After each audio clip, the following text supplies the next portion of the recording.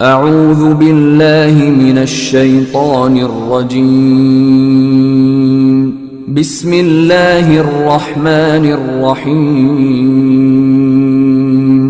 لا إله إلا الله محمد رسول الله لا إله إلا الله محمد رسول الله لا إله إلا الله محمد رسول الله لا إله إلا الله محمد رسول الله.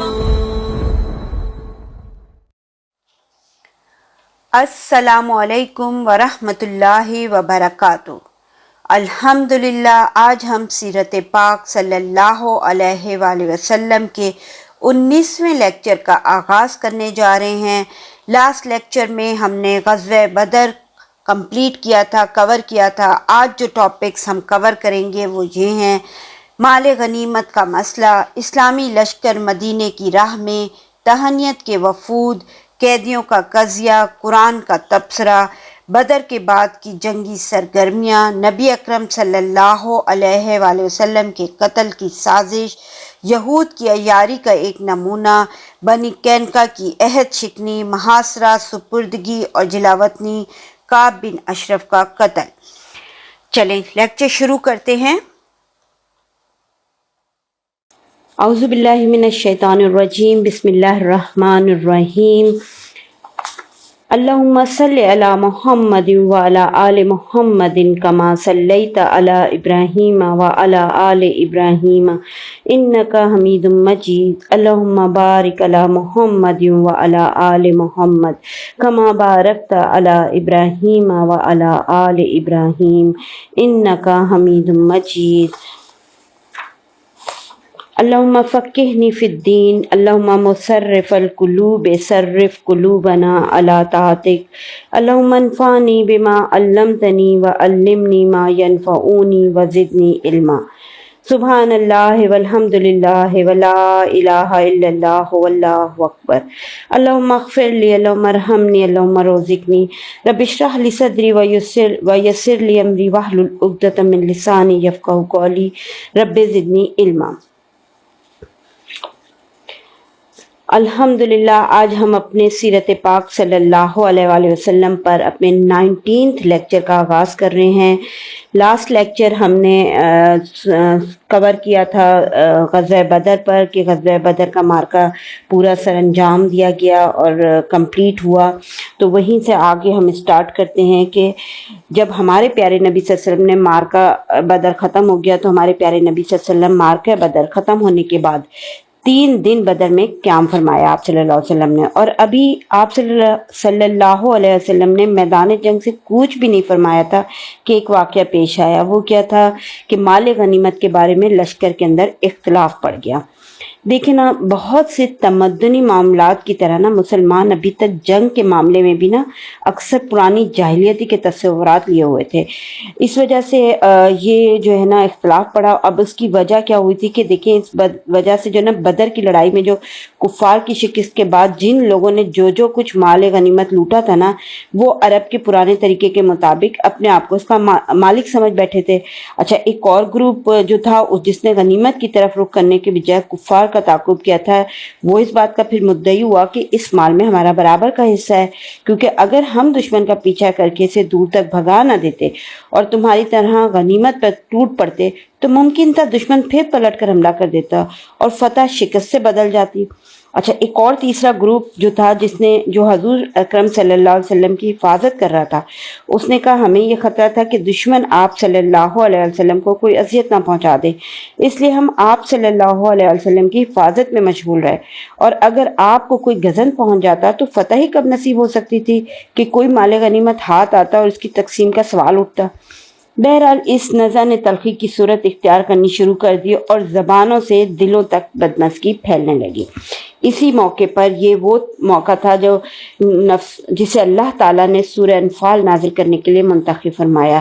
تو اس وقت اللہ تعالیٰ نے سورہ انفال کی آیت نمبر 1 نازل ہوئی تھی نا، جس میں ہے کہ لوگ آپ صلی اللہ علیہ وسلم سے مال غنیمت کے متعلق پوچھتے ہیں، کہہ دو غنیمت اللہ اور اس کے رسول کے لیے، بس اللہ سے ڈرو اور اپنے باہمی تعلقات کی اصلاح کر لو اور اللہ اور اس کے رسول کی اطاعت کرو اگر واقعی تم لوگ مومن ہو۔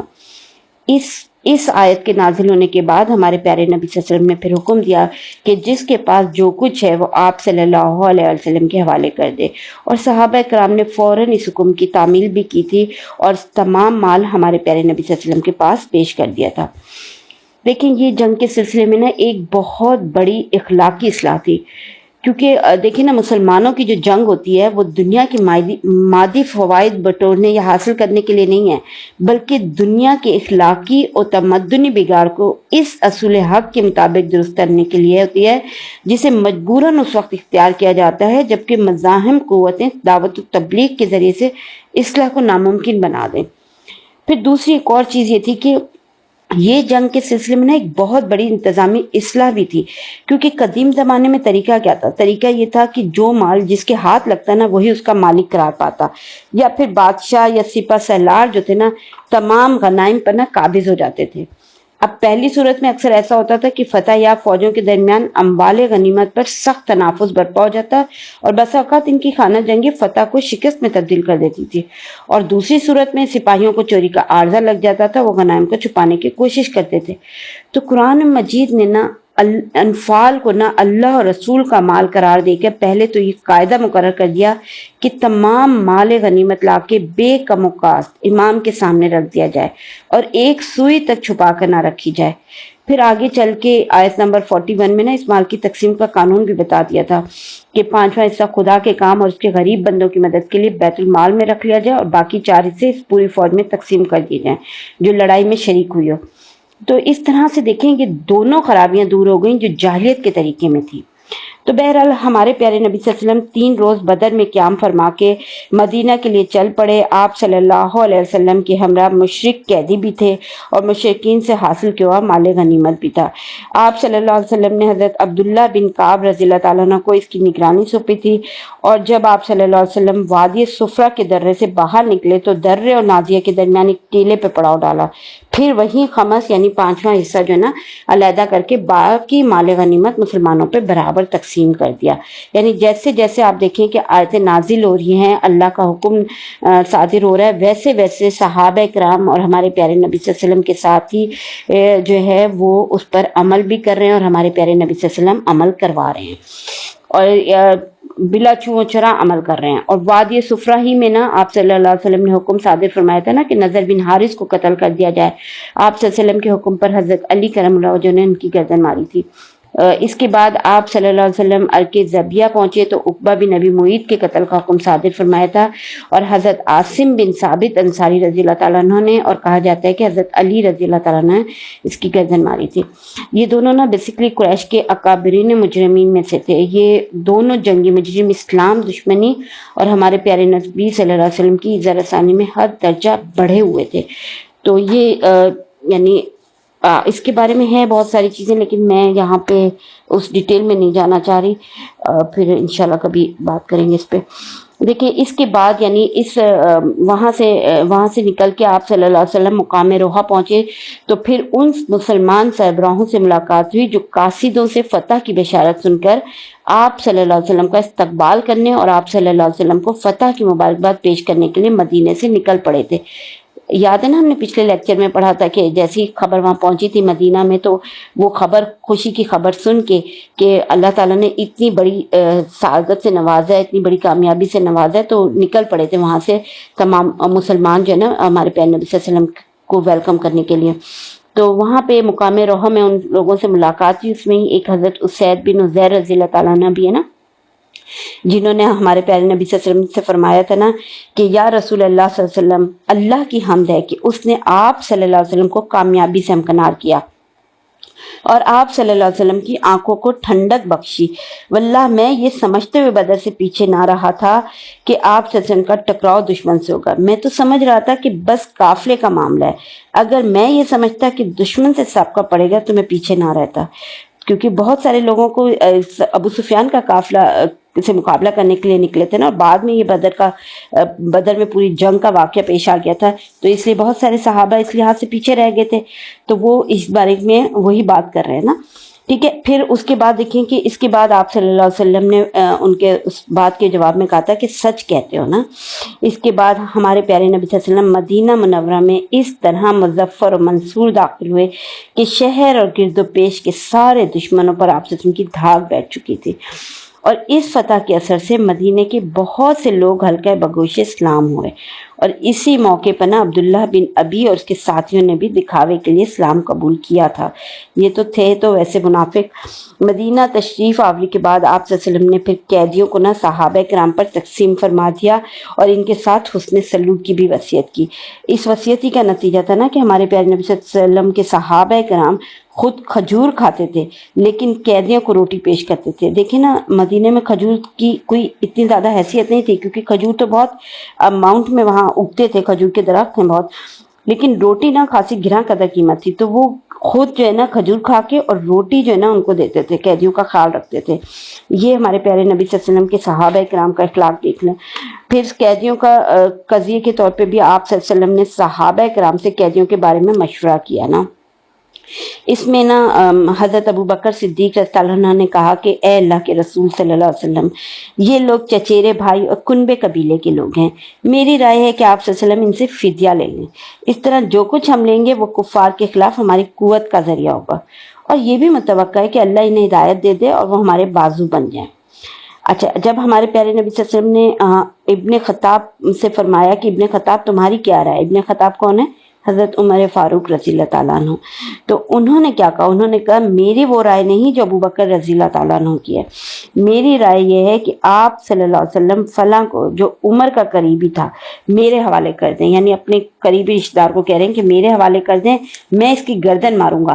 عقیل بن ابی طالب کو علی رضی تعالیٰ عنہ کے حوالے کر دیں، وہ اس کی گردن ماریں، اور فلاں کو جو حمزہ کا بھائی ہے حمزہ کے حوالے کر دیں، وہ اس کی گردن ماریں، یہاں تک کہ اللہ کو معلوم ہو جائے کہ ہمارے دلوں میں مشرکین کے لیے نرم گوشہ نہیں ہے. اچھا، اسی طرح کی نا رائے سعد بن معاذ رضی اللہ عنہ کی بھی تھی. وہ اس وقت جس وقت مسلمانوں نے مشرکین کی گرفتاری شروع کی تھی نا، تو ہمارے پیارے نبی صلی اللہ علیہ وسلم چھپر میں تشریف فرما تھے اور حضرت سعد بن معاذ تلوار حمائل کے دروازے پہ پہرا دے رہے تھے نا. تو ہمارے پیارے نبی صلی اللہ علیہ وسلم نے اس وقت دیکھا تھا کہ حضرت سعد رضی اللہ تعالیٰ عنہ کے چہرے پہ نا لوگوں کی حرکت کا ناگوار اثر پڑ رہا تھا. کس حرکت کا؟ مشرکین کی گرفتاری کی حرکت کا نا. تو آپ صلی اللہ علیہ وسلم نے فرمایا تھا کہ اے سعد، واللہ ایسا محسوس ہوتا ہے کہ تم کو مسلمانوں کا یہ کام ناگوار ہے. تو انہوں نے کہا تھا جی ہاں، اللہ کی قسم ہے اللہ کے رسول صلی اللہ علیہ وسلم، یہ اہل شرک کے ساتھ پہلا معرکہ ہے جس کا موقع اللہ نے ہمیں فراہم کیا ہے. اس لیے اہل شرک کو باقی چھوڑنے کے بجائے مجھے یہ بات زیادہ پسند ہے کہ انہیں خوب قتل کر دیا جائے اور اچھی طرح کچل دیا جائے. لیکن خیر بہرحال ہمارے پیارے نبی صلی اللہ علیہ وسلم نے نبی حضرت ابو بکر صدیق رضی اللہ تعالیٰ عنہ کی رائے کی طرف مائل ہوئے تھے اور پھر فدیہ لینا طے کیا گیا تھا. اچھا، یہ جو فدیہ لیا گیا تھا یہ اس کے بھی کئی طریقے تھے نا. تو دیکھیں یہ فدیہ کی جو رقم تھی نا وہ یہ تھی 4000 سے 3000 اور کم از کم 1000 درہم تک تھا نا. اور پھر جو ان میں سے جو لکھنا پڑھنا جانتے تھے ان کا فدیہ یہ قرار دیا گیا تھا کہ 10 مسلمان بچوں کو لکھنا پڑھنا سکھا دیں. یعنی جن کے پاس فدیہ کی رقم نہیں تھی تو ان سے کہا گیا تھا کہ اگر وہ لکھنا پڑھنا جانتے ہیں تو 10 مسلمان بچوں کو لکھنا پڑھنا سکھا دیں. اچھا، بعض قیدیوں پہ ہمارے پیارے نبی میں احسان بھی کیا گیا تھا اور انہیں فدیہ لیے بغیر بھی رہا کیا گیا تھا. اس فہرست میں نا مطلب بن خطب، سیفی بن ابی رفع اور ابو حزمہ جمعی کے نام آتے ہیں نا. انہیں فدیہ لیے بغیر ہی رہا کر دیا تھا. ادھر ایک اور چیز بھی ہے کہ ہمارے پیارے نبی صلی اللہ علیہ وسلم کی صاحبزادی حضرت زینب رضی اللہ تعالیٰ عنہا نے اپنے شوہر ابو العاص کی فدیے میں جو مال بھیجا نا اس میں ایک ہار بھی تھا نا، اور یہ ہار حضرت ختیجہ رضی اللہ تعالیٰ عنہ کا تھا. انہوں نے حضرت زینب رضی اللہ عنہ کو نا ابو العاص کے پاس رخصت کرتے وقت یہ ہار انہیں دیا تھا. تو جب ہمارے پیارے نبی صلی اللہ علیہ وسلم نے اسے دیکھا تو آپ صلی اللہ علیہ وسلم پر بڑی دقت طاری ہوگی اور آپ صلی اللہ علیہ وسلم نے صحابہ کرام سے اجازت چاہی کہ ابو العاص کو بلا فدیہ چھوڑ دیں. ہار کو پہچانتے تھے، وائف کا ہار تھا اور کتنی محبت کرتے تھے حضرت ختیجہ رضی اللہ تعالیٰ عنہ سے.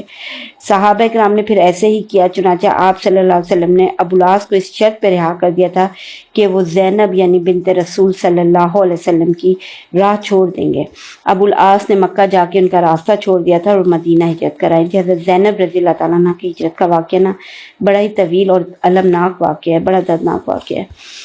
حضرت سعد بن نعمان رضی اللہ تعالیٰ عنہ عمرہ کرنے کے لیے نکلے، یعنی اس بدر کے واقعے کے بعد جو ہے نا، یہ جاتے تو تھے نا مکہ میں عمرہ کرنے یہاں سے لوگ، تو وہ عمرہ کرنے کے لیے نکلے تو انہیں ابو سفیان نے وہاں قید کر لیا، کیونکہ ابو سفیان کا بیٹا عمرو جو ہے نا جنگ بدر میں قیدیوں میں تھا یہاں پر مدینہ میں، تو چنانچہ عمرو کو جو ہے نا ابو سفیان کے حوالے کر دیا گیا، اس کے حضرت سعد رضی اللہ عنہ کو چھوڑ دیا اس نے پھر، یعنی سعد رضی اللہ تعالیٰ عنہ کے بدلے جو ہے نا اس کے بیٹے کو رہا کیا گیا تھا۔ اس سارے غزوے کی نا کے تعلق سے نا سورہ انفال نازل ہوئی ہے، اور در حقیقت اس غزوے پر نا وہ ایک الہی تبصرہ ہے، اس کو ریڈ کرنا چاہیے۔ دیکھیں اب ایک اور چیز دیکھیں کہ یہ جو غزوہ ہوا تھا نا یہ 2 ہجری میں ہوا تھا، تو اس 2 ہجری میں نا اور بھی بڑے امپورٹنٹ واقعات ہوئے ہیں، تو وہ تھوڑا سا بتاتی ہوں میں کہ 2 ہجری میں نا رمضان کا روزہ اور صدقہ فطر فرض کیا گیا، اور زکوٰۃ کے مختلف نصابوں کی تفصیلاً تعین کی گئی۔ صدقہ فطر کی فرضیت اور زکوٰۃ کے نصاب کے تعین سے نا اس بوجھ اور مشقت میں بڑی کمی آ گئی، جس سے فقراء مہاجرین کی ایک بڑی تعداد دوچار تھی، یعنی ظاہر ہے پیسوں کی کمی تھی، تو یہ جو صدقہ فطر کی فرضیت اور زکوٰۃ کا فرض کی گئی نا تو اس سے یہ سارا کچھ معاملہ بھی سالو ہو گیا نا۔ پھر ایک اور بات یہ ہوئی کہ پھر نہایت نفیس موقع اور خوشگوار اتفاق یہ تھا کہ مسلمانوں نے اپنی زندگی میں پہلی عید جو منائی نا وہ شوال 2 ہجری کی عید تھی، جو جنگ بدر کی فتح مبین کے بعد پیش آئی، جسے مسلمانوں نے اپنے گھروں سے نکل کے تکبیر و توحید اور تحمید و تسبیح کی آوازیں بلند کرتے ہوئے میدان میں جا کے ادا کیا۔ اس وقت حالت یہ تھی کہ مسلمانوں کے دل اللہ کی دی ہوئی نعمتوں اور اس کی ہوئی تائید کے سبب اس کی رحمت اور رضوان کی شوق سے لبریز اور اس کی طرف رغبت کے جذبات سے معمور تھے، اور ان کی پیشانیاں اس کی شکر و سپاس کی ادائیگی کے لیے جھکی ہوئی تھی۔ اللہ تعالیٰ نے اس ساری نعمت کا ذکر نا اس ایک قرآن کی آیت ہے نا سورہ انفال کی آیت نمبر ہے 26، اس میں فرمایا ہے۔ دیکھیں اللہ تعالیٰ کس طریقے سے بتا رہے نا کہ یاد کرو جب تم تھوڑے تھے، زمین میں کمزور بنا کے رکھے گئے تھے، ڈرتے تھے کہ لوگ تمہیں اچک لے جائیں گے، بس اس نے تمہیں ٹھکانہ مرمت فرمایا، اپنی مدد کے ذریعے تمہاری تائید کی اور تمہیں پاکیزہ چیزوں سے روزی دی تاکہ تم لوگ اس کا شکر ادا کرو۔ کیا کرو؟ شکر ادا کرو۔ ہمیں بھی شکر ادا کرنا چاہیے، اللہ نے ہمیں بھی بہت نعمتوں سے نوازا ہے، الحمدللہ اللہ تعالیٰ نے ہمیں بھی اچھا ٹھکانہ عطا کیا ہے، اچھا روزگار عطا کیا ہے، پاکیزہ چیزیں کھانے کو دی ہیں، اور سب سے بڑھ کے اچھی صحت عطا کی ہے، الحمدللہ اللہ کا لاکھ لاکھ شکر ہے۔ آگے دیکھیں اب کہ بدر کے بعد کی جنگی سرگرمیاں، بدر کا واقعہ کمپلیٹ ہوا تو دیکھیں بدر کا مارکہ جو تھا نا مسلمانوں اور مشرکین کا سب سے پہلا مسلح ٹکراؤ اور فیصلہ کن مارکہ تھا، جس میں مسلمانوں کو فتح مبین حاصل ہوئی تھی اور سارے عرب نے اس کا مشاہدہ کیا تھا۔ اب اس مارکے کے نتائج کیا ہوئے؟ دیکھیں اس مارکے کے نتائج سے سب سے زیادہ وہی لوگ غمگین ہوئے جنہیں براہ راست یہ نقصان عظیم برداشت کرنا پڑا تھا، یعنی اس مارکے سے جن پہ غم و غصے کی لہر دوڑی تھی وہ کون لوگ تھے؟ پہلے تو کون تھے؟ مشرکین، جنہیں براہ راست یہ نقصان برداشت کرنا پڑا تھا نا، یا پھر اور دوسرے کون لوگ تھے؟ وہ لوگ تھے جو مسلمانوں کے غلبہ اور سربلندی کو اپنی مذہبی اور اقتصادی وجود کے لیے خطرہ محسوس کر رہے تھے۔ وہ کون لوگ تھے؟ یہود۔ تو چنانچہ جب سے مسلمانوں نے نا بدر کا مارکہ سر کیا تھا نا، یہ دونوں گروہ نا مسلمانوں کے خلاف غم و غصہ اور رنج و الم سے جل بھن رہے تھے۔ اسی کے بارے میں ارشاد فرمایا نا ہمارے اللہ تعالیٰ نے سورہ مائدہ میں نا آیت نمبر 82 میں، تم اہل ایمان کا سب سے زبردست دشمن یہود کو پاؤ گا اور مشرکین کو۔ ان دونوں کے بارے میں اللہ تعالیٰ نے بتایا۔ اب مدینے میں ان دو کے علاوہ کچھ لوگ ان دونوں گروہوں کے نا ہمراز اور مساز بھی تھے نا، یعنی جو ان دونوں گروہ کو سپورٹ کرنے والے لوگ تھے مدینے میں۔ انہوں نے جب دیکھا کہ اپنا وقار برقرار رکھنے کی اب کوئی سبیل باقی نہیں رہ گئی تو بظاہر اسلام میں داخل ہو گئے، لیکن ان کے ساتھ ان کا پورا ساتھ دیتے تھے، یہود کا بھی اور مشرکین کا۔ یہ کون لوگ تھے؟ یہ عبداللہ بن ابی اور اس کے رفقا کا گروپ تھا، یعنی یہ منافقین تھے، یہ بھی مسلمانوں کے خلاف یہود اور مشرکین سے کم غصہ نہ رکھتے تھے، لیکن بظاہر اسلام قبول کر لیا تھا انہوں نے۔ پھر چوتھا ایک اور گروپ بھی تھا ان تین کے علاوہ۔ اب وہ کون تھے؟ وہ گروہ وہ تھا جو بدو تھے نا، وہ بدو جو مدینے کی گرد و پیش و آباد تھے نا، یعنی رہتے تھے، انہیں کفر اسلام سے کوئی دلچسپی نہیں تھی، ان کی لڑائی اس بات سے نہیں تھی، لیکن یہ لٹیرے اور رہزن تھے نا، اس لیے بدر کی کامیابی سے انہیں قلق اور اضطراب تھا۔ انہیں خطرہ تھا کہ مدینے میں ایک طاقتور حکومت قائم ہوگی تو ان کی لوٹ کھسوٹ کا راستہ بند ہو جائے گا، اس لیے ان کے دلوں میں بھی مسلمانوں کے خلاف کینہ جاگ اٹھا اور یہ بھی مسلم دشمن ہو گئے۔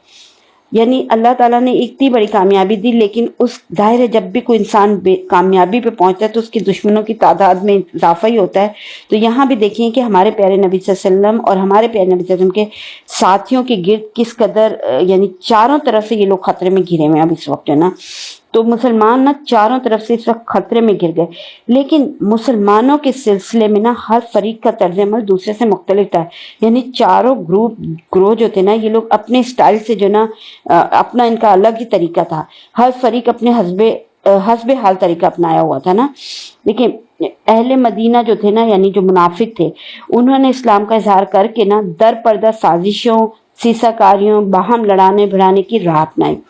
یہود کے ایک گروہ نے کھلا رنج و عداوت اور غیظ و غضب کا مظاہرہ کیا، اور اہل مکہ نے تو کمر توڑ ضرب کی دھمکیاں دینی شروع کر دی اور بدلہ اور انتقام لینے کے لیے کھلا اعلان کیا، اور ان کی جنگی تیاریاں بھی کھلے عام ہو رہی تھی نا۔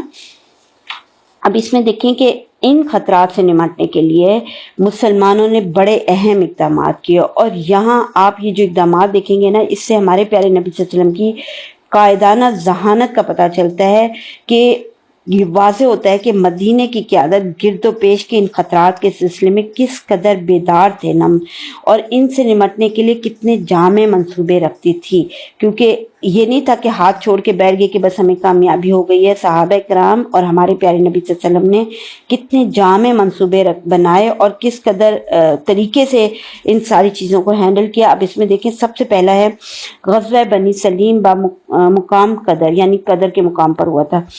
تو غزوہ بدر کے بعد سب سے پہلی خبر جو مدینے کے شعبہ اطلاعات نے فراہم کی وہ یہ تھی کہ قبیلہ غطفان کی شاخ بنو سلیم کے لوگ مدینے پہ چڑھائی کے لیے فوج جمع کر رہے ہیں۔ اب مسلمانوں کو یہ پتہ چل گیا کہ وہ فوج جمع کر رہے ہیں، اس کے جواب میں ہمارے پیارے نبی صلی اللہ علیہ وسلم نے 200 سواروں کے ساتھ ان پر خود ان کے اپنے علاقے میں اچانک دھاوا بول دیا اور مقام قدر میں ان کی منازل تک جا پہنچے۔ بنو سلیم میں اس اچانک حملے سے بھگدڑ مچ گئی اور وہ افراتفری کے عالم میں وادی کے اندر 500 اونٹ چھوڑ کر بھاگ گئے، جس پر لشکر مدینہ نے قبضہ کر لیا، اور ہمارے پیارے نبی صلی اللہ علیہ وسلم نے پھر اس کا خمس نکال کے بقیہ مال غنیمت مجاہدین میں تقسیم کر دیا، اور ہر شخص کے حصے میں 2 اونٹ آئے تھے۔ اس غزوے میں نا یسار نامی غلام ہاتھ آیا تھا جسے آپ صلی اللہ علیہ وسلم نے پھر آزاد کر دیا تھا۔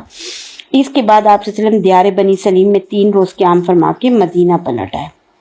یہ غزوہ نا شوال 2 ہجری میں بدر سے واپسی کے صرف 7 دن بعد لوگ کہتے ہیں، یا پھر نصف محرم 3 ہجری میں پیش آیا تھا۔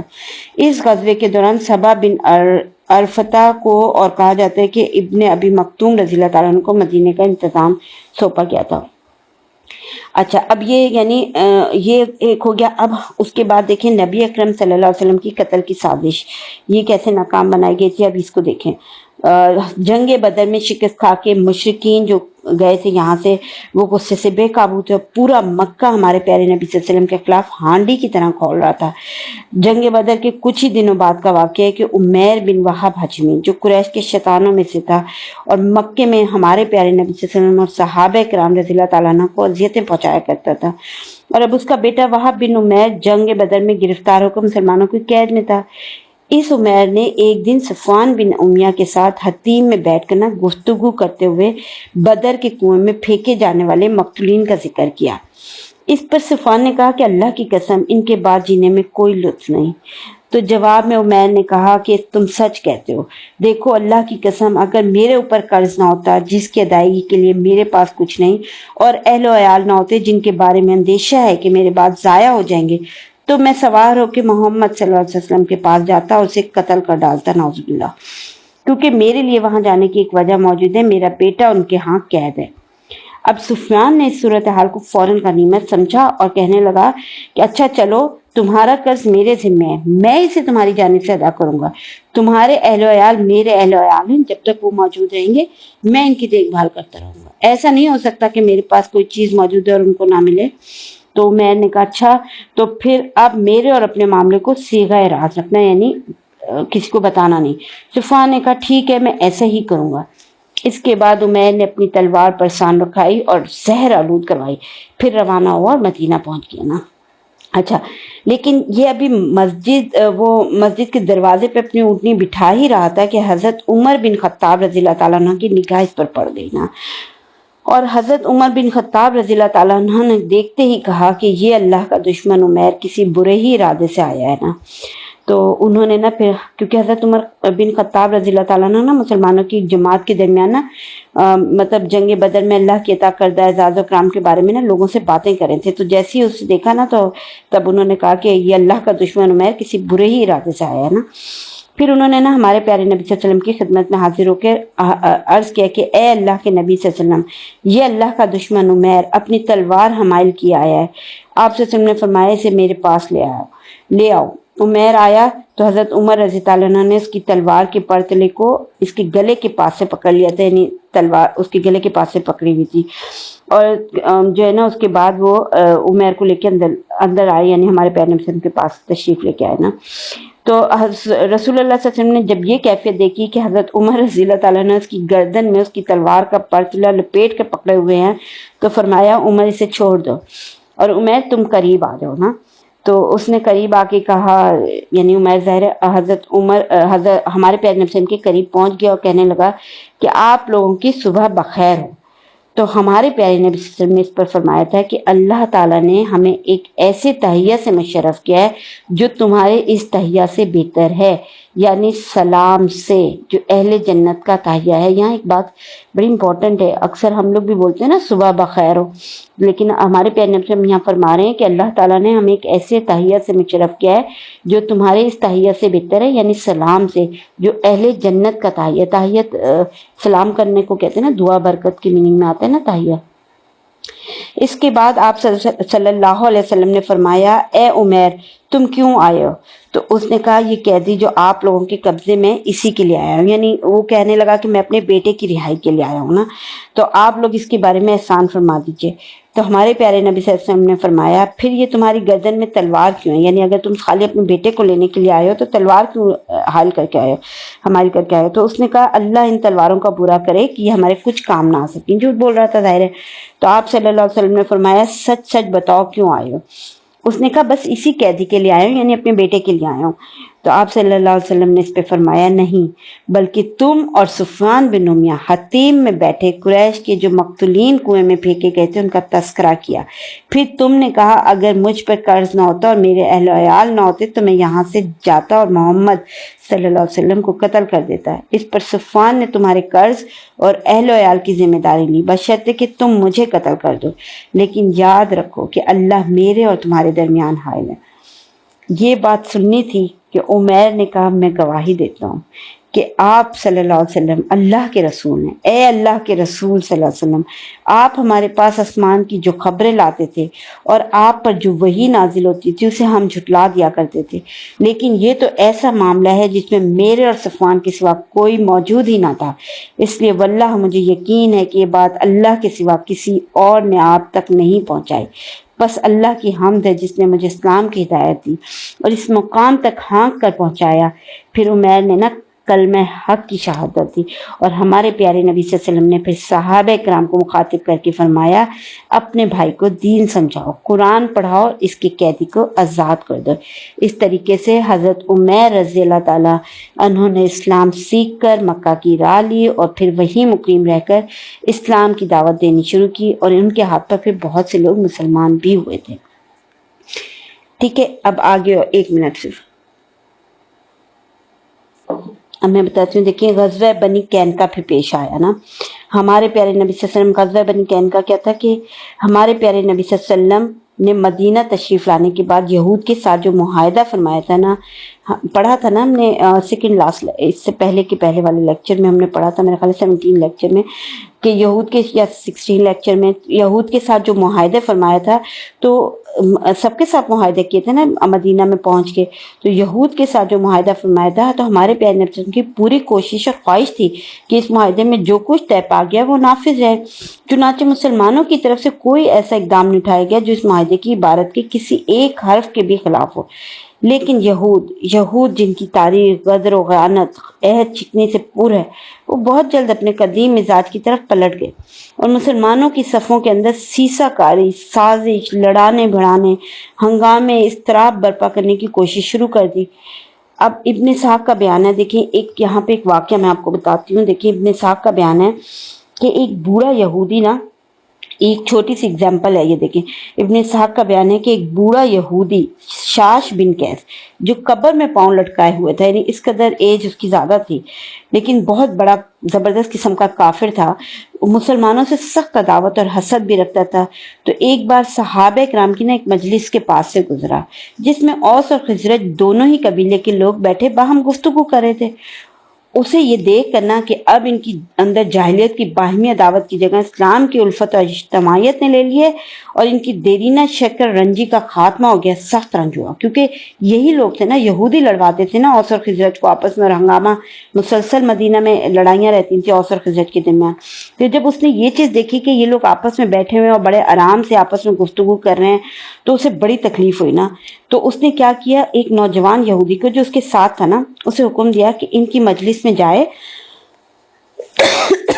ایک سیکنڈ،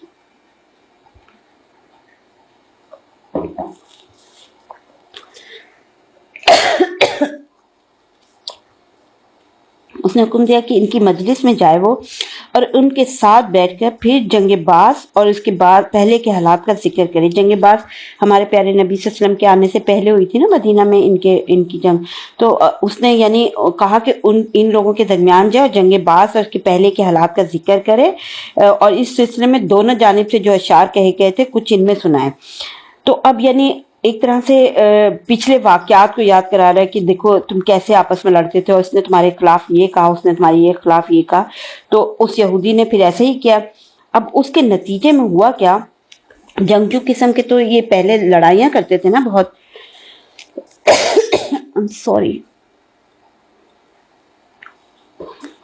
تو اس کے نتیجے میں کیا ہوا کہ اوس و خزرج میں تو میں شروع ہو گئی نا، یعنی جو آپس میں تھے وہ لڑنا شروع ہو گئے اور لوگ جھگڑنے لگے اور پھر ایک دوسرے پہ پھر فخر جتانے لگے، حتیٰ کہ دونوں قبیلوں میں کو تاؤ آ گیا اور پھر بولے کہ چلو تیار ہے، ہیرا میں مقابلہ ہوگا، ہتھیار، یعنی جھگڑا اس لیول پہ چلا گیا کہ دونوں قبیلے آپس میں لڑنے شروع ہو گئے اور پھر کہتے ہیں کہ ٹھیک ہے اب ہم مقابلہ کرتے ہیں، اور ہتھیار کہہ کے اب یہ لوگ ہتھیار لے کے ہیرا کی طرف نکل پڑے۔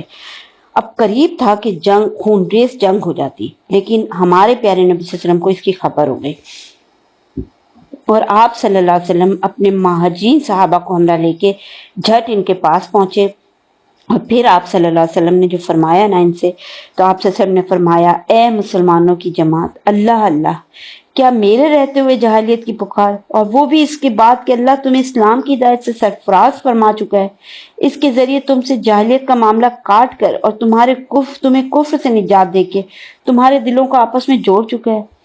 آپ صلی اللہ علیہ وسلم کی اس نصیحت سن کر نہ صحابہ کرام کو احساس ہو گیا کہ ان کی حرکت شیطان کا ایک جھٹکا اور دشمن کی ایک چال تھی، چنانچہ وہ سب رونے لگے اور اوس و خزرج کے لوگ ایک دوسرے سے پھر گلے ملے، پھر رسول اللہ صلی اللہ علیہ وسلم کے ساتھ اطاعت و شعار فرما بردار بن کر اس حالت میں واپس آئے کہ اللہ نے ان کے دشمن شاش بن قیس کے یاری کی آگ بجھا دی۔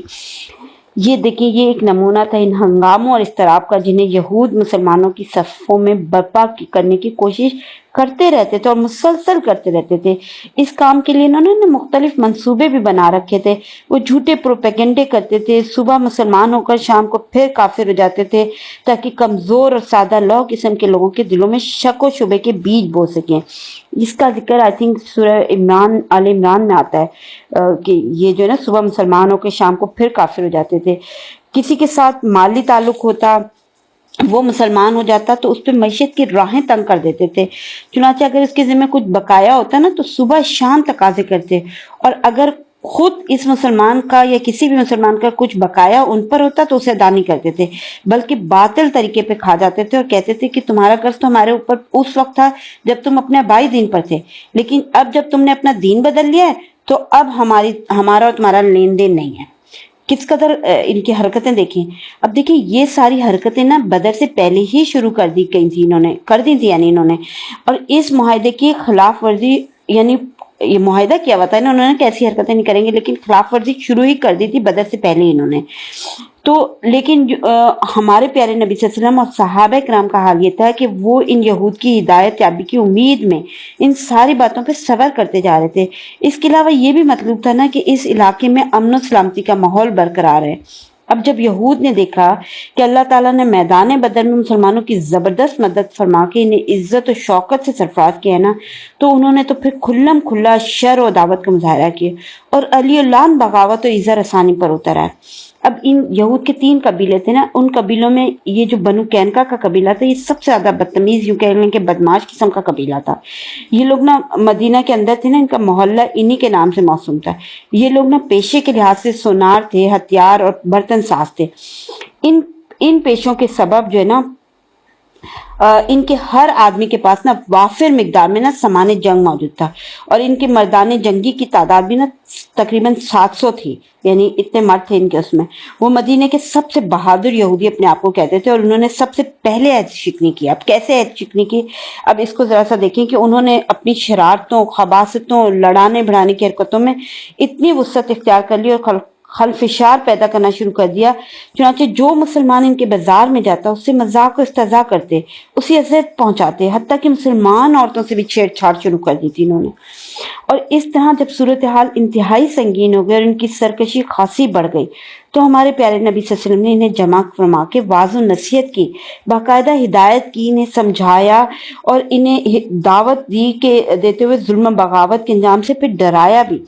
لیکن انہوں نے کیا جواب دیا ہے؟ انہوں نے کہا کہ اے محمد صلی اللہ علیہ وسلم، تمہیں اس بنا پر خود فریبی میں مبتلا نہیں ہونا چاہیے کہ تمہاری مٹ بھیڑ قریش کے ناڑی اور ناآشنائے جنگ لوگوں سے ہوئی اور تم نے انہیں مار لیا۔ اگر تمہاری لڑائی ہم سے ہوئی ہوتی نا تو پتہ چل جائے گا کہ ہم مرد ہیں اور ہمارے جیسے لوگوں سے تمہارا پالا نہ پڑا ہوگا۔ یہ دیکھیں، یہ تو کھلم کھلا جو ہے نا، یعنی وہ ہے اعلان جنگ ہے نا، صاف صاف اس کا مطلب کیا ہے کہ صاف صاف اعلان جنگ تھا۔ لیکن ہمارے پیارے نبی صلی اللہ علیہ وسلم نے اپنا غصہ پی دیا اور صبر کیا، مسلمانوں نے بھی صبر کیا۔ لیکن تھوڑے ہی دن گزرے تھے کہ انہوں نے مدینہ میں بلوا اور ہنگامہ برپا کر دیا، جس کے نتیجے میں انہوں نے اپنے ہاتھوں اپنی قبریں کھودی نا اور اپنے اوپر زندگی کی راہ بند کر لی۔ ہوا کیا تھا؟ ہوا یہ تھا کہ ابن حشام نے ابو اون سے روایت کی ہے کہ ہوا کیا تھا کہ ایک عرب عورت نا، یعنی مسلمان عورت، بنو قینقاع کے بازار میں کچھ سامان لے کر آئی اور بیچ کر کسی ضرورت کے لیے نا ایک سنار کے پاس جو یہودی تھا بیٹھ گئی۔ یہودی نے اس کا چہرہ کھلوانا چاہا مگر اس نے انکار کر دیا۔ اس پر اس سنار نے چپکے سے نا اس کے کپڑے کا نچلا کنارہ پچھلی طرف باندھ دیا اور اسے کچھ خبر نہ ہوئی۔ جب وہ اٹھی تو اس سے بے پردہ ہو گئی تو یہودیوں نے کہکا لگایا۔ اس پر ظاہر ہے وہ عورت بہت چیخیں پکاری، جسے سن کر نے ایک مسلمان نے نا اس سنار پر حملہ کر دیا اور اسے پھر مار ڈالا تھا۔ اب جواباً کیا کیا؟ یہودیوں نے اس مسلمان پر حملہ کر کے اسے مار ڈالا۔ اس کے بعد مقتول مسلمان کے گھر والوں نے شور مچایا، یہودیوں کے خلاف مسلمانوں سے فریاد کی۔ نتیجہ کیا ہوا کہ مسلمان اور بنو قینقاع کے یہودیوں میں پھر بلوا ہو گیا، یعنی ایک ہنگامہ برپا ہو گیا۔ اب جو ہے نا اس کے بعد ہمارے پیارے نبی صلی اللہ علیہ وسلم کا صبر کا پیمانہ لبریز ہو گیا، اور ظاہر ہے اس پر آپ صلی اللہ علیہ وسلم نے مدینے کا انتظام ابو لبابہ بن عبد المنذر رضی اللہ تعالیٰ عنہ کو سونپا اور خود حضرت حمزہ بن عبد المطلب کے ہاتھ میں مسلمانوں کا جھنڈا دے کر اللہ کے لشکر کے ہمراہ بنو قینقاع کا رخ کیا۔ انہوں نے آپ صلی اللہ علیہ وسلم کو جب دیکھا نا تو قلعوں میں بند ہو گئے، کہاں اتنا بہادری کا مظاہرہ کر رہے تھے، اندر سے تو ڈرپوک ہی ہوتے ہیں، بزدل ہوتے ہیں، لیکن باہر سے جو ہے نا کیسے شور مچا رہے تھے مقابلہ کرنے کے لیے۔ جیسے ہی دیکھا تو اپنے اپنے قلعوں میں تو رہتے تھے ڈرپوک، تو اس میں بند ہو گئے۔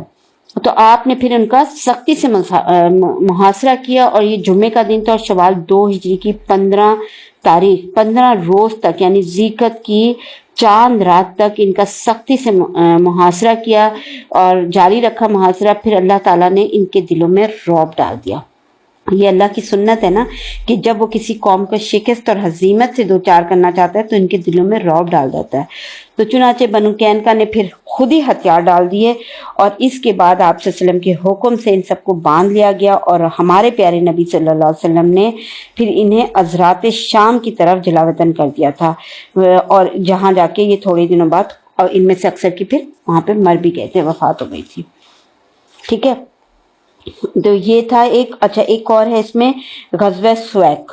غزوہ سویق کیا تھا کہ غزوہ بدر کے بعد جو نا ابو سفیان جو تھا اس نے نظر مانی تھی کہ جب تک محمد صلی اللہ علیہ وسلم سے جنگ نہیں کر لیتا اس کے سر کو جنابت کے سبب پانی نہ چھوئے گا۔ چنانچہ وہ 200 سواروں کے ساتھ نکلا، مدینہ کے اطراف میں عریض نامی ایک مقام پر چھاپا مار کر کھجور کے کچھ درخت کاٹے، جلائے اور 2 آدمیوں کو قتل کر کے راہ فرار اختیار کر لی۔ اس بات پہ بڑا خوش ہو کے نکلا تھا کہ ہوا کہ مار بھی دیا 2 لوگوں کو، کھجور کے درخت کاٹے اور جلائے اور پھر وہاں سے نکل آیا، تو بھاگ بھی گیا۔ پھر ہمارے پیارے نبی کو خبر ہوئی تو آپ صلی اللہ علیہ وسلم نے تعاقب کیا تھا، لیکن وہ ہاتھ نہ آیا تھا۔ البتہ انہوں نے اپنا بوجھ ہلکا کرنے کے لیے ستو اور توشے پھینک دیے تھے، یعنی تیزی سے نکلنے کے لیے جو ستو ساتھ لائے تھے وہ پھینک دیے تھے۔ تو مسلمانوں نے کرکرات القدر تک ان کا تعاقب کیا تھا اور ستو وغیرہ اٹھا کر پھر واپس آ گئے تھے، اس لیے اس مہم کا نام نا غزوہ سویق رکھا گیا ہے۔ غزوہ سویق جو ہے نا عربی زبان میں ستو کو کہتے ہیں، اور غزوہ کرکرات القدر بھی کہتے ہیں کچھ لوگ، اس کو کہیں لکھا ہوا ہوتا ہے تو کیونکہ جگہ غزوہ کرکرات القدر تھی نا، ٹھیک ہے۔ اب اس کے بعد ہے کعب بن اشرف کا قتل جو ہے نا یہ شخص بڑا مالدار اور شاعر یہودی تھا نا، بہت ہی کینہ توڑ، سب سے بڑھ کر شریر انسان تھا نا، اسے مسلمانوں سے نا شدید عداوت تھی۔ یہ ہمارے پیارے نبی صلی اللہ علیہ وسلم، صحابہ کرام رضی اللہ تعالیٰ عنہ کی حج کرتا تھا نا، اور ان کی عورتوں کے متعلق یعنی مسلمان عورتوں کے متعلق غزلیہ اشعار کہتا تھا، اور جبکہ ان کے دشمنوں کی مداح کرتا تھا اور انہیں جنگ کے لیے بھڑکاتا تھا۔ شاعر تھا نا، اور یعنی ایک شعلہ باز قسم کا شاعر قسم کا تھا، انسان تھا۔ حتیٰ کہ بدر کے بعد جو قریش کے پاس جا پہنچا اور انہیں مسلمانوں سے جنگ کرنے پر اکسایا اس نے نا، وہاں پہ جا کے نا، کہ اس کے بارے میں بہت سے پھر اشعار بھی کہے اور یہ بھی کہا کہ تم لوگ مسلمانوں سے زیادہ ہدایت کی راہ پر، اور اس نے بنو قینقاع پہ جو کچھ گزر چکی تھی اس سے بھی عبرت حاصل نہیں کی، بلکہ اسی کی وجہ سے نا کہ ہمارے پیارے نبی صلی اللہ علیہ وسلم نے پھر اس کے بارے میں فرمایا، کہا تھا نا کہ کون ہے جو کعب بن اشرف سے نمٹے گا۔ تو اس کا جو قتل ہوا تھا وہ کس طرح ہوا تھا، وہ واقعہ ذرا دیکھیں کہ اس کے جواب میں جب ہمارے پیارے نبی صلی اللہ علیہ وسلم نے کہا نا کہ کون ہے جو کعب بن اشرف سے نمٹے، اس فضول انسان سے نمٹنے کے لیے، تو جواب میں نا محمد بن مسلمہ، عباد بن بشر، ابو نائلہ، حارث بن اوس اور ابو ابس بن جبر رضی اللہ تعالیٰ عنہم نے اپنی خدمات پیش کی تھی۔ محمد بن مسلمہ ان کے امیر قرار پائے تھے اور انہوں نے نبی اکرم صلی اللہ علیہ وسلم سے کچھ کہنے کی بھی اجازت لی تھی نا، کچھ بات بھی کی تھی کہ کس طریقے سے ہم قتل کریں گے، شاید یہ بتایا ہوگا۔ اس کے بعد وہ کعب کے پاس ہے نا، یہ سارے جو ہے نا کعب کے پاس ہے، اور کہا اس شخص نے یعنی اشارہ کر کے، یعنی ہمارے پیارے نبی صلی اللہ علیہ وسلم کی طرف اشارہ کیا ان لوگوں نے، اور کہا کہ اس شخص نے ہم سے صدقہ مانگا اور حقیقت یہ کہ اس نے ہمیں مشقت میں ڈال دیا ہے۔ اب یہ بات سن کے نا کعب کی تو باتیں کھل گئی کہ یہ وہ سمجھا کہ یہ ہم میرے فیور میں ہے نا، میرا ساتھ ہیں، تو بولا کہ واللہ ابھی تم لوگ اور بھی اکتا جاؤ گے۔ پھر محمد بن مسلمہ رضی اللہ تعالیٰ عنہ نے بطور قرض گیہوں یا کھجور مانگی اور طے کیا کہ رہن میں ہتھیار دیں گے، یعنی اس کو کہا کہ بھئی تم ہمیں کھجور اور یہ دے دو کیونکہ ہم پریشان ہیں، اور ہم تمہیں اس کے رہن میں نا بدلے میں ہتھیار دیں گے۔ اس کے بعد ابو نائلہ رضی اللہ تعالیٰ عنہ آئے اور انہوں نے محمد بن مسلمہ سے ملتی جلتی بات کی، اور یہ بھی کہ میرے کچھ رفقا ہیں جن کے خیالات بھی میرے ہی جیسے ہیں، میں انہیں بھی آپ کے پاس لانا چاہتا ہوں، آپ ان کے ہاتھ میں کچھ بیچیں اور ان پر احسان کریں۔ کہا آپ یہ بات منظور کر لی، بڑا خوش ہوا اس بات پہ، مالدار بے انتہا مالدار تھا، اور قلعوں کے اندر رہتے تھے نا تو بڑے اس میں حفاظت میں کہ انہیں کچھ ہو نہ جائے۔ تو اس کے بعد کیا ہوا کہ 14 ربیع الاول 3 ہجری کی چاندنی رات میں یہ لوگ ہتھیار لے کے کعب بن اشرف کے پاس پہنچ گئے اور اسے پکارا کہ نیچے اترو، یعنی قلعے سے باہر آؤ، کیونکہ وہ قلعے کے اندر ہی تھا اور اس کی ویسے بھی نئی نئی شادی ہوئی تھی۔ تو اس کی بیوی نے اسے کہا اس وقت کہاں جا رہے ہو، میں ایسی آواز سن رہی ہوں جس سے گویا خون ٹپک رہا ہے، لیکن اس نے اس کی پرواہ نہ کی کیونکہ وہ پہلے معاہدہ کیا تھا نا اس نے ان سے کہ میں اس کے بدلے دوں گا، یعنی گیہوں وغیرہ دوں گا تو اس کے بدلے ہتھیار رہن میں رکھے گا۔ تو نیچے اتر کے ہتھیار دیکھے بھی تو چونکا نہیں کیونکہ ان لوگوں سے یہ پہلے بات ہو چکی تھی۔ اس کے بعد یہ لوگ ٹہلنے کے لیے چل پڑے۔ راستے میں ابو نائلہ رضی اللہ تعالیٰ عنہ نے اس کے عطر کی تعریف کی، اس کا سر سونگھنے کی اجازت چاہی، اس نے بڑے فخر سے نخوت سے نا کے ساتھ اجازت دی۔ ابو نائلہ نے خود سونگھا اور اس کے سر کے اندر ہاتھ ڈال کے ساتھیوں کو بھی سونگھایا۔ پھر دوبارہ اجازت لی اور یہی کیا، پھر 6 بار اجازت لی یعنی تیسری بار اجازت لی، اور اب کی بار اچھی طرح سر قابو میں کر لیا تو کہا لے لو اللہ کے دشمن کو نا، اور اتنے میں اس پر کئی تلواریں وار کی، کدال آر پار ہو گئی، اللہ کا یہ دشمن اس زور سے چیخا کہ گرد و پیش ہلچل مچ گئی، پھر وہیں ڈھیر ہو گیا، اور چیخ سن کر قلعوں پر آگ روشن کی گئی، لیکن مسلمان صحیح سالم واپس آ گئے، اور فتنے کی وہ آگ بجھ گئی جس نے عرصے سے مسلمانوں کو پریشان کر رکھا تھا، اور ایک مدت کے لیے یہودی سانپ بھی اپنے بلوں میں دبک گئے۔ اب انہیں سمجھ میں آ گئی، اور وہ پھر جو حرکتیں کر رہے تھے نا تو اس سے وہ سب سیٹ ہو گیا۔ اب دیکھیں اس طرح ایک مدت تک کے لیے نا ہمارے پیارے نبی صلی اللہ علیہ وسلم بیرون مدینہ سے پیش آنے والے متوقع خطرات کا سامنا کرنے کے لیے فارغ ہو گئے، کیونکہ اندرون مدینہ میں تو یہ یہود تھے نا، یہ سبق سیکھ گئے تھے اور یہ اب سیٹ ہو گئے۔ اچھا ایک اور چیز ہے یہاں پہ کہ غزوہ بحران بھی ایک پیش آیا تھا۔ یہ ایک بڑی فوجی طلایہ گردی تھی جس کی تعداد 300 تھی۔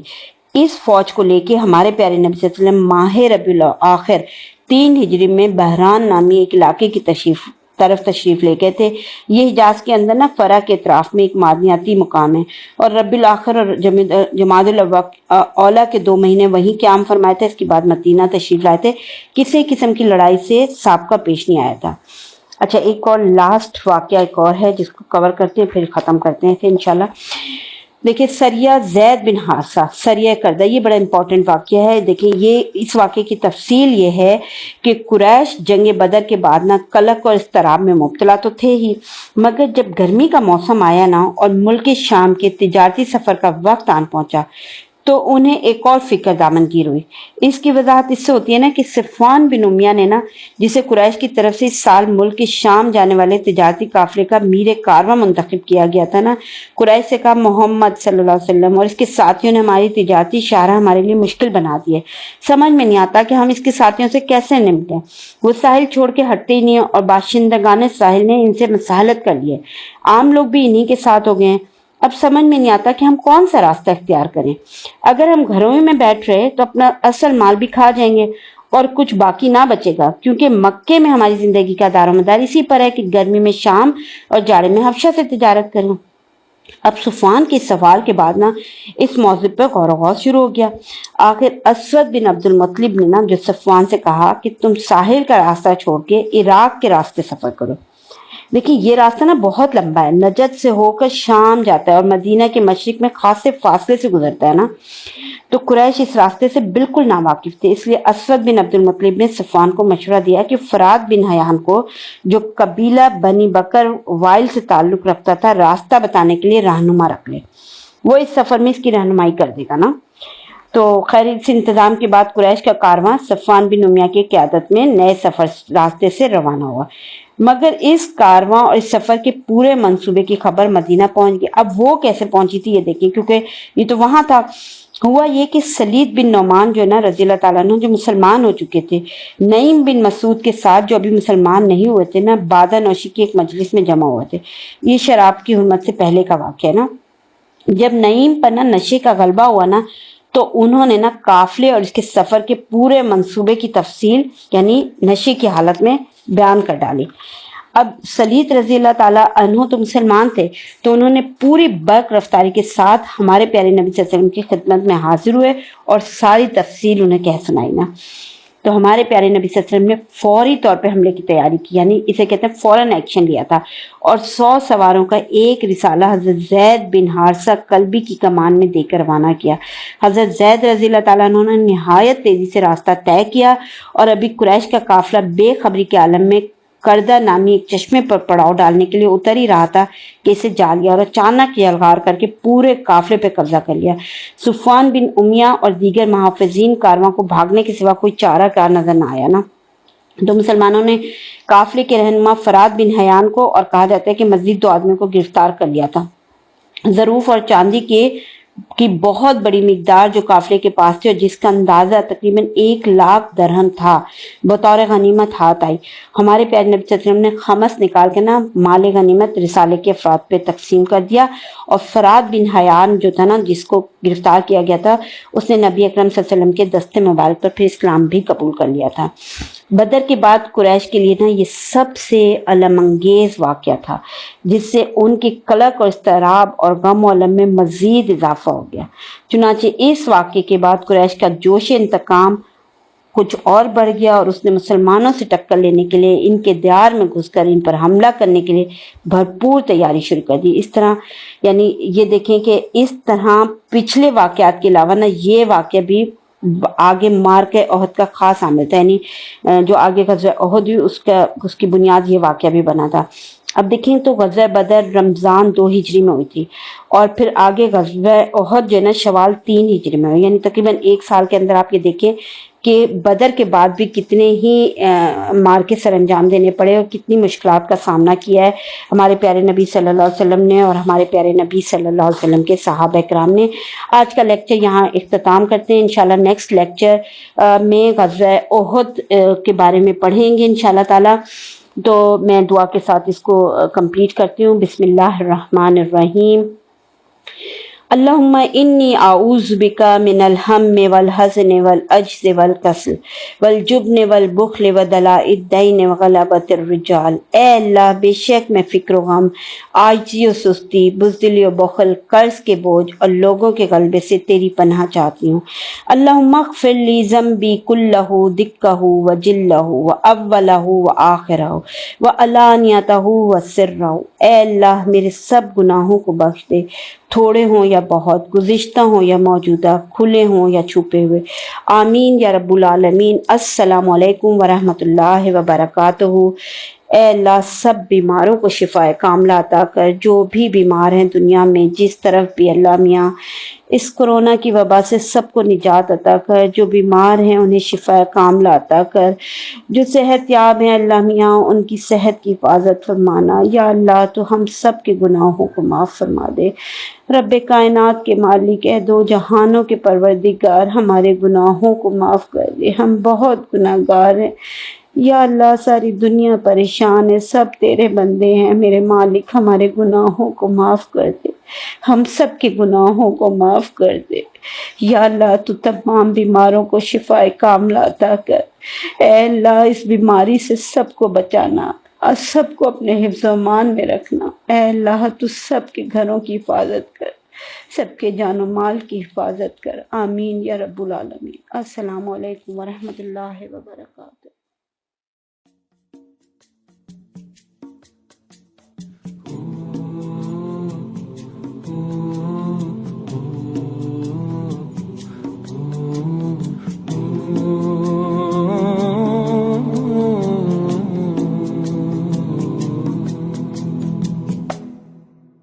We once had a teacher, the teacher of teachers. He changed the world for the better and made us better creatures.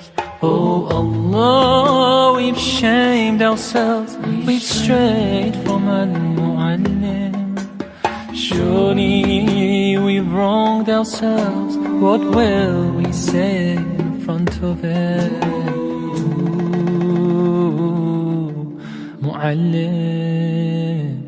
He was Muhammad sallallahu alayhi wa sallam.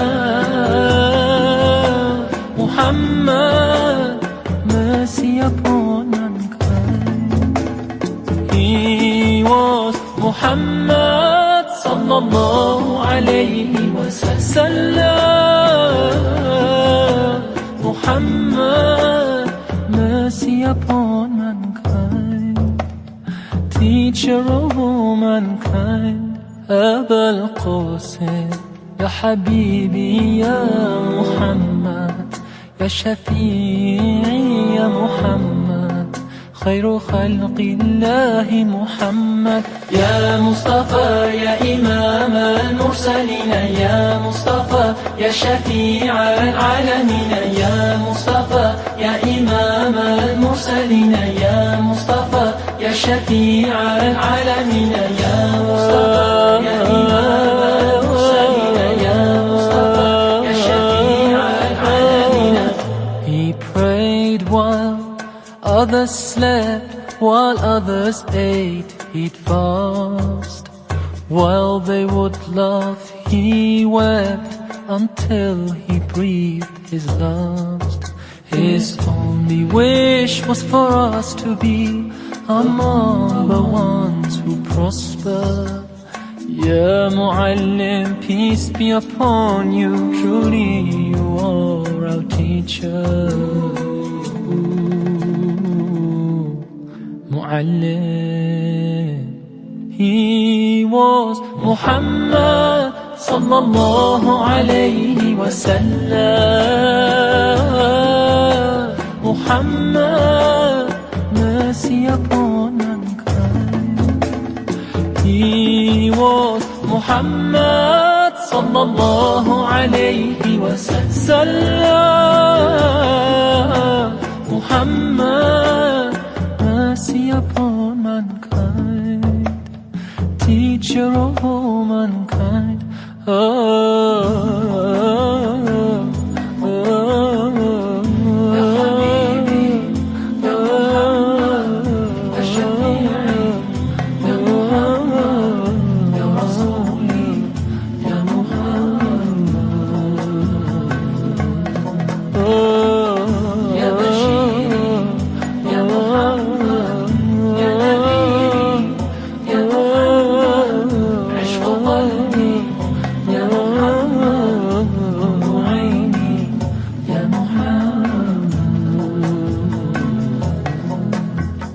Taught us to be just and kind, and to feed the poor and hungry, help the wafer and the orphan child, and to not be cruel and miserly. His speech was soft and gentle, like a mother stroking her child. His mercy and compassion were most radiant when he smiled. He was Muhammad sallallahu alayhi wa sallam. Muhammad, mercy upon mankind.